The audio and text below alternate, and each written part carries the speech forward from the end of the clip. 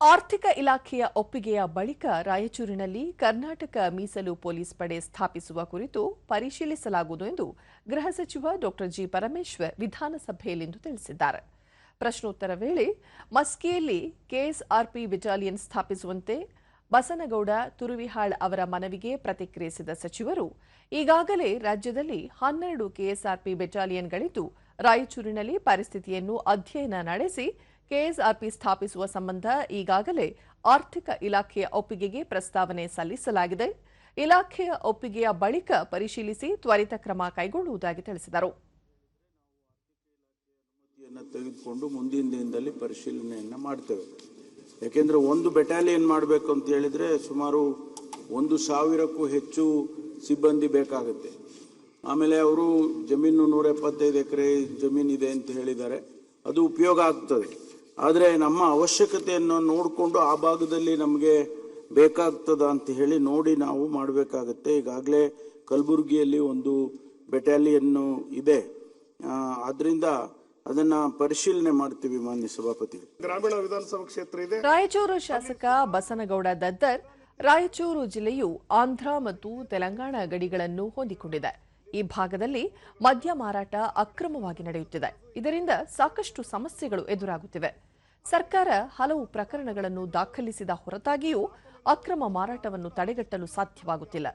ಇದಕ್ಕೆ ಕಠಿಣ ಕಾನೂನು ರೂಪಿಸಬೇಕು ಎಂದು ಒತ್ತಾಯಿಸಿದರು. ಇವರು ಕ್ರಮಗಳನ್ನು ತೆಗೆದುಕೊಂಡ್ರು ಕೂಡ ಅಲ್ಲಿ ಯಾವುದು ತಡೆಗಟ್ಟಕ್ಕೆ ಆಗ್ತಾ ಇಲ್ಲ. ಇದಕ್ಕೆ ಪ್ರತಿಕ್ರಿಯಿಸಿದ ಅಬಕಾರಿ ಸಚಿವ ತಿಮ್ಮಾಪುರ, ರಾಯಚೂರು ಒಳಗೊಂಡಂತೆ ರಾಜ್ಯದಲ್ಲಿ ಅಕ್ರಮ ಮದ್ಯ ಮಾರಾಟವನ್ನು ನಿಯಂತ್ರಿಸಲು ಕಾನೂನು ರೀತಿಯ ಕ್ರಮ ಜರುಗಿಸಲಾಗುವುದು. ಆದರೆ ಸಿಎಚ್ ಪೌಡರ್ ಬಳಕೆಯಿಂದ ಮದ್ಯ ತಯಾರಿಸಿ ಸೇವಿಸುತ್ತಿರುವುದು ದೊಡ್ಡ ಪ್ರಮಾಣದ ಹಾನಿ ಉಂಟು ಮಾಡಲಿದೆ. ಇದನ್ನು ನಿಯಂತ್ರಿಸಲು ಕೇಂದ್ರದ ನೆರವೂ ಸಹ ಅಗತ್ಯವಿದೆ. ಎಲ್ಲ ಸಾಧಕ ಬಾಧಕಗಳನ್ನು ಚರ್ಚಿಸಿ ತ್ವರಿತವಾಗಿ ಕ್ರಮ ಕೈಗೊಳ್ಳುವುದಾಗಿ ತಿಳಿಸಿದರು. ನೀರಲ್ಲಿ ಹಾಕಿ 1 ಲೀಟರ್ 10 ಲೀಟರ್ 100 ಲೀಟರ್ 1 ಕಿಲೋಕ್ಕೆ ತುಂಬಾ ಒಂದು ಡ್ರಮ್ಮೆ ಒಂದು ಸಿಂಧಿ ತಯಾರಾಗ್ತದೆ. ಅದು ಪಕ್ಕದ ಬಾರ್ಡರ್ದಲ್ಲಿ ಆಂಧ್ರದಲ್ಲಿ ಅದು ಅಧಿಕೃತವಾಗಿ ಇರೋದ್ರಿಂದ ಆ ಬಾರ್ಡರ್ದಿಂದ ಬರ್ತಕ್ಕಂಥದ್ದು ಆಗ್ತದೆ. ಈಗಾಗಲೇ ಒಬ್ಬರಿಗೆ ನಾವು ಗಡಿಪಾರು ಮಾಡಿದ್ದೀವಿ. 9 ಮಂದಿ ಗಡಿಪಾರು ಮಾಡಲಿ ಅಂತೇಳಿ ನಾವು ಎಸಿ ಅವ್ರ ರೀತಿಯಲ್ಲಿ ಈಗಾಗಲೇ ನಮ್ಮ ಡಿಪಾರ್ಟ್ಮೆಂಟಿಂದ ಕಳಿಸಿದ್ದೀವಿ. ಅದರ ಜೊತೆಗೆ ಇದು CH4 ಪೌಡರ್ನ ಡ್ರಗ್ಸ್ ಆಕ್ಟಲ್ಲಿ ಸೇರಿಸಬೇಕು.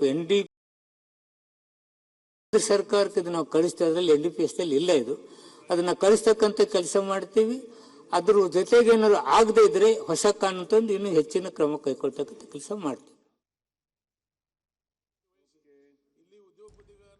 ಬೆಳಗಾವಿ, ಹುಬ್ಬಳ್ಳಿ, ಧಾರವಾಡಗಳನ್ನು ಐಟಿ ಹಬ್ ಆಗಿ ಪರಿವರ್ತಿಸಲು ಅಗತ್ಯ ಕ್ರಮ ಕೈಗೊಳ್ಳಲಾಗುವುದು ಎಂದು ಮಾಹಿತಿ ತಂತ್ರಜ್ಞಾನ ಮತ್ತು ಪಂಚಾಯತ್ ರಾಜ್ ಸಚಿವ ಪ್ರಿಯಾಂಕ್ ಖರ್ಗೆ ಹೇಳಿದ್ದಾರೆ. ಅಭಯ್ ಪಾಟೀಲ್ ಪ್ರಶ್ನೆಗೆ ಉತ್ತರಿಸಿದ ಸಚಿವರು, ಸ್ಥಳೀಯ ಆರ್ಥಿಕತೆ ಉತ್ತೇಜನ ಕಾರ್ಯಕ್ರಮದಡಿ ಬೆಳಗಾವಿ ಮತ್ತು ಹುಬ್ಬಳ್ಳಿ, ಧಾರವಾಡಗಳನ್ನು ಕ್ಲಸ್ಟರ್ಗಳೆಂದು ಪರಿಗಣಿಸಲಾಗಿದೆ. ಬೆಳಗಾವಿಯ ಹೊರವಲಯದಲ್ಲಿ ಜಮೀನು ಗುರುತಿಸಲಾಗಿದೆ. ಉತ್ತರ ಕರ್ನಾಟಕ ಭಾಗದಲ್ಲಿ ಮಾಹಿತಿ ತಂತ್ರಜ್ಞಾನ ಅಭಿವೃದ್ಧಿಗೆ ಸರ್ಕಾರ ಬದ್ಧವಾಗಿದೆ ಎಂದು ತಿಳಿಸಿದರು. ಆದರೆ ಅವರು ಹೇಳಿದಂಗೆ ಅವರ ಯಾವುದೇ ರೀತಿಯಾದಂಥ ದಾಖಲೆಗಳನ್ನು ರಾಜ್ಯ ಸರ್ಕಾರಕ್ಕೆ ಕೊಟ್ಟಿಲ್ಲ.